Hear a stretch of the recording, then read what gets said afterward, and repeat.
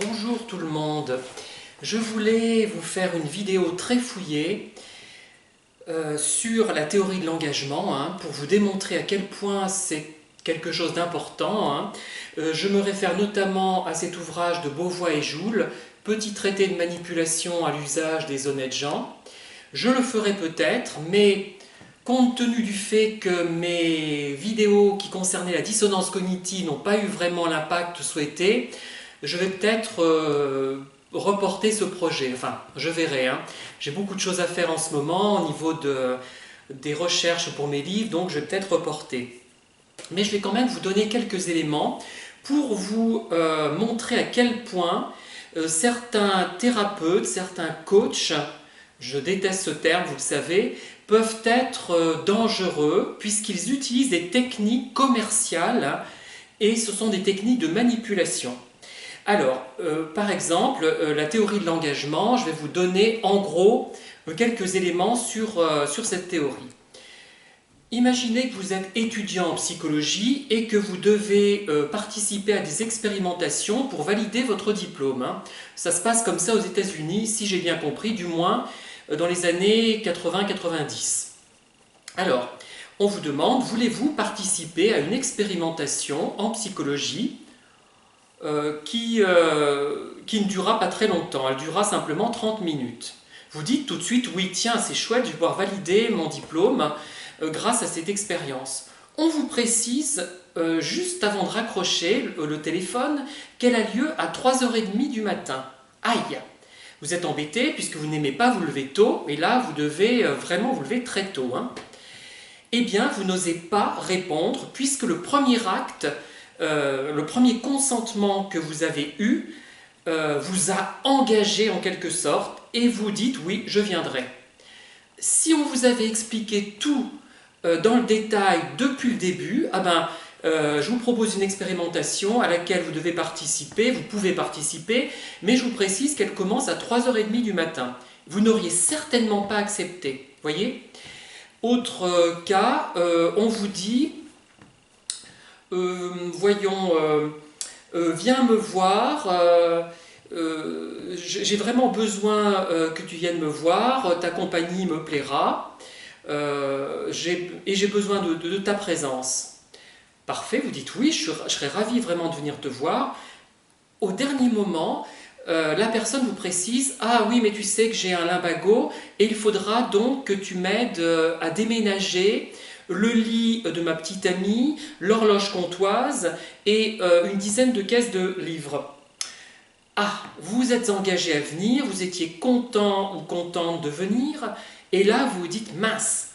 Vous vous sentez obligé de dire oui, puisque le premier acte vous a engagé. Vous vous sentez engagé du fait que vous avez dit oui, et vous vous sentez gêné maintenant de répondre non.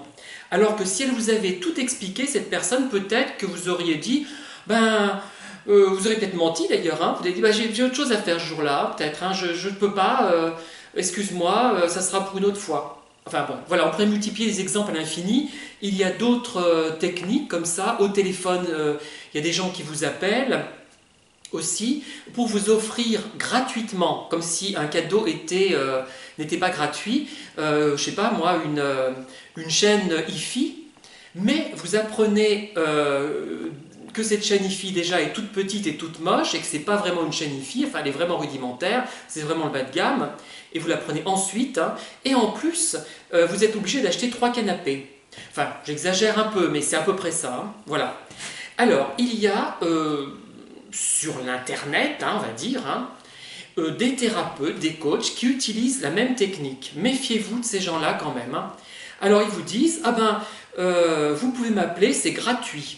Si vous avez un problème avec un pervers narcissique, bien, vous pouvez me contacter à cette adresse mail, c'est gratuit si vous avez un problème avec un pervers narcissique. Bref, c'est surtout sur Internet que j'ai remarqué ça. Et en fait, on se rend compte que la suite de la cure, de la thérapie est payante et relativement chère, et même très chère parfois. En fait, il joue sur une technique commerciale, une technique de manipulation qui est comparable à ce qu'explique en détail, que moi j'ai succinctement exposé, vraiment très succinctement, Beauvois et Joule, hein, dans cet ouvrage notamment, puisqu'il y a eu d'autres depuis, là c'est un ouvrage de la fin des années 80. C'est une technique de manipulation d'engagement. Vous appelez, vous pensez que c'est gratuit, qui va vous secourir, vous aider, vous soigner, et vous vous rendez compte après que pour avoir la suite du traitement, si je puis dire, il faut payer. Et des sommes qui ne sont pas négligeables.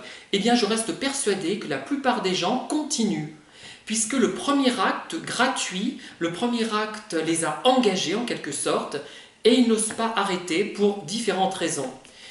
Parce que, bon, après, il faut analyser les raisons, et je reviendrai peut-être sur ce sujet lorsque j'aurai potassé ce bouquin, repotassé, puisque je l'avais potassé dans les fin des années 80, milieu des années 80 plutôt, pour passer mes diplômes, hein, je l'avais beaucoup aimé, et je l'avais d'ailleurs relu pour présenter des exemples de psychologie sociale à des étudiants qui passaient des diplômes en relation avec l'animation. Il me semble, c'était dans les années 90, hein, donc je l'avais relu. Cet ouvrage.